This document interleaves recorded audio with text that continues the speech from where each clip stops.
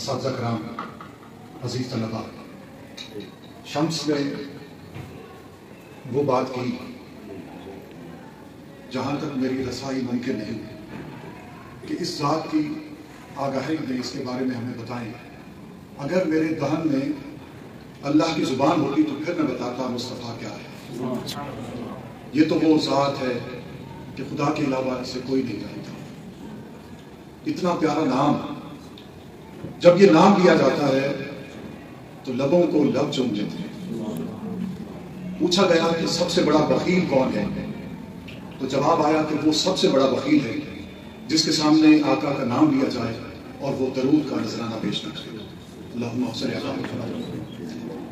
ایک عالم دین سے میں نے بچپن میں آٹوگراف لیا، بہت ہی خوبصورت شعر انہوں نے میرے آٹوگراف بک پہ لکھا، وہ آپ کی نظر کرنا چاہتا ہوں۔ ابتدا میں نام محمد اتنا میٹھا لگتا ہے، نام محمد اتنا میٹھا لگتا ہے، اس کے آگے شہد بھی پھیکا لگتا ہے۔ نام محمد اتنا میٹھا لگتا ہے، اس کے آگے شہد بھی پھیکا لگتا ہے۔ میں اس وقت کا ذکر کرنا چاہتا ہوں جب وقت نہیں تھا۔ میں اس وقت کا ذکر کرنے لگا ہوں جب وقت نہیں تھا، جب بھی نہیں تھا، جب تھا بھی نہیں تھا۔ نہ یہ زمین تھی، نہ آسمان تھا، نہ چاند تھے، نہ ستارے، نہ سورج، کچھ بھی نہیں تھا۔ تھا تو کیا تھا؟ ایک طرف جلوہ توحید، ایک طرف چہرہ مصطفیٰ۔ پوری کائنات میں یہ صرف دو ہستیاں، ایک طرف جلوہ توحید، ایک طرف چہرہ مصطفیٰ۔ میرے مصطفیٰ کی آنکھیں اللہ کا دیدار کر رہی تھی۔ اگر مصطفیٰ کی آنکھیں ہوں تب جلوہ خداوندی دکھائی دیتا ہے۔ میرے مصطفیٰ کی آنکھیں اللہ کا دیدار کر رہی تھی۔ دیدار خداوندی سے جمال مصطفیٰ پہ، جمیل مصطفیٰ پہ پسینہ آ گیا۔ کیا آ گیا تھی؟ پسینہ آ گیا۔ پسینے کی اوقات ہی کیا ہے؟ ادھر پسینہ آیا، ادھر صاف کیا، غائب۔ کسی بازار میں اس کی قیمت نہیں ہے، لیکن یہ ہمارا پسینہ ہے، وہ مصطفیٰ کا پسینہ تھا۔ ادھر جبین مصطفیٰ پہ پسینہ آیا، ادھر سے آواز قدرت آئی، میرے مصطفیٰ اس پسینے کو صاف نہیں کرنا، مالک میرے پسینے کا کرے گا کیا؟ کہا تیری اسی پسینے کی قطروں سے میں آدم بناؤں گا، میں نوح بناؤں گا، میں عیسیٰ بناؤں گا، میں یوسف بناؤں گا۔ میں پوچھتا ہوں جس کے پسینے کے قطروں سے نبی بنتے ہوں، اس کے خون سے حسن و حسین بنتے ہیں۔ کون میرا مصطفیٰ؟ توحید کی زبان ہوتی تو بتاتا کون مصطفیٰ۔